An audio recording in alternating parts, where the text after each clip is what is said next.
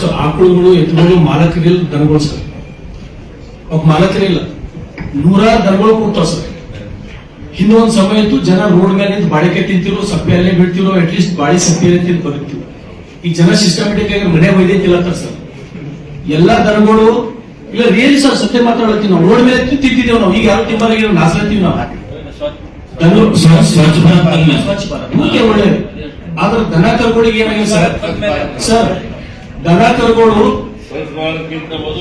Serious ವಿಷಯ sir. ಅಣ್ಣ please, ದನಗಳು ಸರ್, 100 ದನಗಳು ಬರೀ ಬಸವ ಕಲ್ಯಾಣ ಸಮಸ್ಯೆ ಅಷ್ಟೇ ಅಲ್ಲ, ಇದು ಬಹುತೇಕ ಇಡೀ ಜಿಲ್ಲೆದಿರ್ಬೋದು, ಇಡೀ ರಾಜ್ಯದಿರ್ಬೋದು.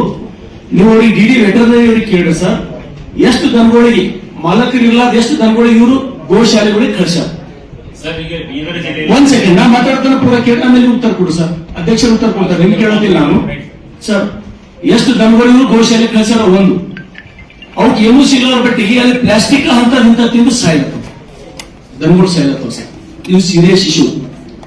ನಿನ್ನ ಮನ ಬಕ್ರೀದ್ ಹಬ್ಬ ಇದೆ, ಡಿಡಿ ವೆಟರ್ನರಿ ಅವರು ಹಾಡಾಗ್ಲೆ ಆಕಳ ಎತ್ತುಗಳು ಚಲೋ ಐತಿ ವೈದ್ಯಕೀಯ ಕಡಿತಕ್ಕಂಥ ಪ್ರಕರಣಗಳು ಇವ್ರು ಎಸ್ ನಿರ್ಮಿಸಿ ದನಗಳಿಗೆ ಆಕಳುಗಳಿಗೆ ಇವ್ರು ಉಳಿಸ್ಯಾರ. ಎಸ್ ಅಂತ ಉಳಿಸಿದ ಉದಾಹರಣೆಗಳು. ಯಾಕೆ ಜಾನುವಾರುಗಳ ಸಂಖ್ಯೆ ಕಡಿಮೆ ಮಾಡತ್ತದ? ಹಾಡಾಗ್ಲೆ ಕಡಿಲತ್ತಾರ, ಕಡಿಮೆ ಮಾಡತ್ತದ. ನಾವು ಕಣ್ಣು ಮುಚ್ಕೊಂಡು ನೋಡ್ಲತ್ತೀವಿ, ಕಡಿಯೋದು ಕಡಿಮೆ ಮಾಡತ್ತದ.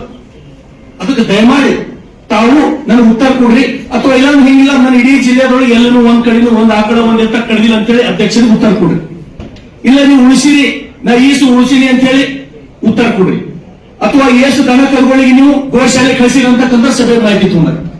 ಒಟ್ಟಾರೆ ಸರ್, ಈ ವೆಟರ್ನರಿ ಇಲಾಖೆದವರಿಗೆ ಆ ಎತ್ತುಗಳಿಗೆ ಆಕಳುಗಳಿಗೆ ಉಳಿಸಬೇಕಂತಕ್ಕಂಥದ್ದು ಯಾವುದಿರಲಿ ನೀವು ಮನಸ್ಥಿತಿಯಲ್ಲಿ ನೌಕರಿ ಮಾಡ್ತಾ ಇಲ್ಲ.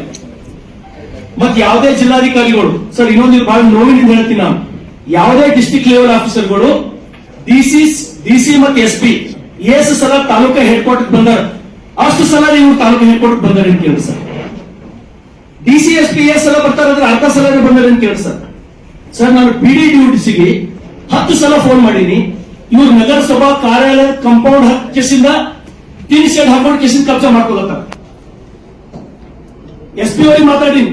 ಸರಿ, ಓಕೆ ಸರ್, ಅದಕ್ಕೆ ದಯಮಾಡಿ ವೆಟರ್ನರಿ DD ಅವರಿಗೆ ಉತ್ತರ ಕೊಡ್ಬೇಕು ಸರ್. ನನ್ನ 2 ಪ್ರಶ್ನೆಗಳು.